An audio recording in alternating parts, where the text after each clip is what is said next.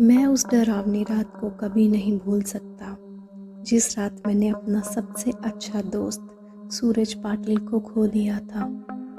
सूरज और मैं बचपन से ही एक दूसरे के साथ थे। सूरज मेरा दोस्त कम और भाई ज़्यादा था। 10वीं कक्षा के बाद हम दोनों ने लातूर के एक प्रतिष्ठित कॉलेज में प्रवेश लिया।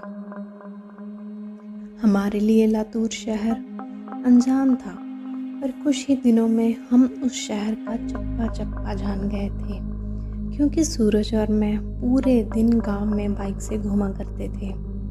हम दोनों रोज़ उसी शहर में घूमकर बोर हो चुके थे। इसलिए एक रात हमने लॉन्ग ड्राइव पर जाने का फैसला किया। हमने कामी गांव के जंगल में जाने का प्लान बनाया। हम कामी गांव के जंगल में कभी नहीं गए थे, पर हमने सिर्फ इतना सुना था कि कामी गांव का जंगल सिर्फ नाम का जंगल है, क्योंकि वह हरे भरे पेड़ों के सिवाय कुछ नहीं था। क्योंकि उस जंगल में जो भी जंगली जानवर थे वो शिकार के कारण खत्म हो चुके थे। इसलिए रात में लॉन्ग ड्राइव पर जाने के लिए वह जंगल बिल्कुल सुरक्षित था। और उसी रात पूर्णमासी की रात भी थी। मौसम भी अच्छा था, इसलिए मैं सूरज के साथ कामी गांव के जंगल में जाने के लिए राज़ी हो गया। रात के 11 बजे हम कामी गांव के जंगल में दाखिल हो गए। हमने जैसा सुना था वैसे ही जंगल का रास्ता मक्खन की तरह मुलायम था। हमारी बाइक हवा से बातें करने लगी थी। वाकई बहुत मज़ा आ रहा था, पर मुझे इस बात से हैरानी हो रही थी कि हम जंगल के इतने अंदर दाखिल हो चुके थे, पर तब भी हमें रास्ते में एक भी गाड़ी दिखाई नहीं दे रही थी। जंगल का पूरा रास्ता सुनसान पड़ा हुआ था। तभी रास्ते में हमें एक पुल दिखाई दिया। सूरज ने उस पुल के बीचों बीच बाइक रोक दी। वह अंग्रेज़ों के द्वारा नदी में बनाया गया 100-200 साल पुराना ब्रिज था। पुल के बगल में एक बड़ा सा बोर्ड लगा हुआ था। उस पर लिखा हुआ था सेंट जॉर्ज ब्रिज। हम दोनों पुल पर गए और खड़े हो गए। पुल के नीचे से नदी बह रही थी और कोमल हवाएं चल रही थी। नदी की बहती हुई पानी में चांद दिखाई दे रहा था। इतने में दूर जंगल से भेड़िए के रोने की आवाज़ आई और पुल के ऊपर से बहने वाली हवाएं अचानक रुक गई। नदी का पानी थम सा गया और चांद एक काले बादल के पीछे गायब हो गया। तभी हमारे सर के ऊपर से एक टिटहरी भयंकर आवाज़ में चीखती हुई मंडराने लगी। मालूम वो हमसे कह रही थी कि यहाँ से जल्दी से भाग जाओ। मैंने सूरज से कहा, यहाँ कुछ अच्छा नहीं लग रहा है। टिटहरी का चीखना मतलब हमारे चारों तरफ खतरा मंडरा रहा है।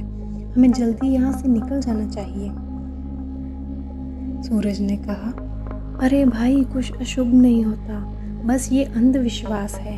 यहाँ खड़े रहो और चुपचाप नज़ारा देखो। तभी मैंने सूरज से कुछ दूर पुल के पास एक औरत को खड़े देखा। दूर से तो वो दिखने में सुंदर लग रही थी, पर वह पुल के नीचे नदी में झांक रही थी। मैं उसकी तरफ देख ही रहा था कि इतने में वो औरत पुल के ऊपर चढ़ गई। मैंने सूरज से कहा, अपने पीछे देख, वो औरत क्या कर रही है।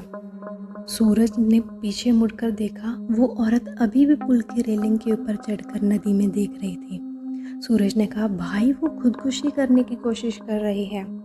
सूरज ने मुझसे कहा, खुदकुशी। ये शब्द सुनकर मेरे हाथ पैर कांपने लगे, क्योंकि जब मैं एक बच्चा था तब मेरे दादाजी ने खुद को फांसी लगाकर खुदकुशी कर ली थी, और वो मैं ही था जो उन्हें पहली बार फांसी पर लटकते हुए देखा था। इधर सूरज उस औरत को रोकने के लिए उसकी तरफ भागा, लेकिन मैं वहीं खड़ा रहा, क्योंकि फांसी पर लटकते हुए मेरे दादाजी मेरे सामने आ रहे थे। सूरज तेजी से चिल्लाया, अरे चाची, क्या कर रही हो? उतरो वहाँ से, गिर जाओगी।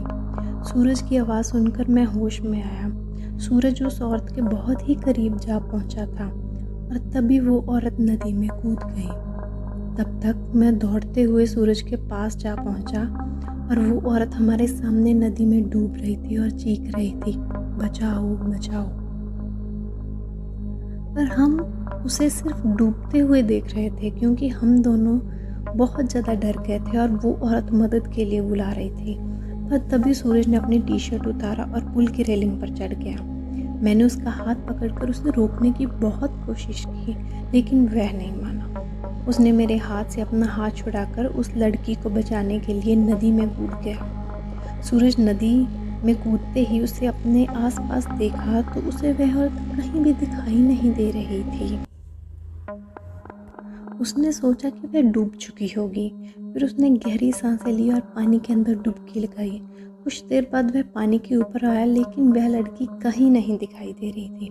मैंने आंखें बंद कर भगवान से प्रार्थना की, लेकिन जब मैंने आंखें खोली तो मेरे बगल में ही पुल की रेलिंग पर वह औरत बैठी थी, जो कुछ देर पहले नदी में कूद गई थी।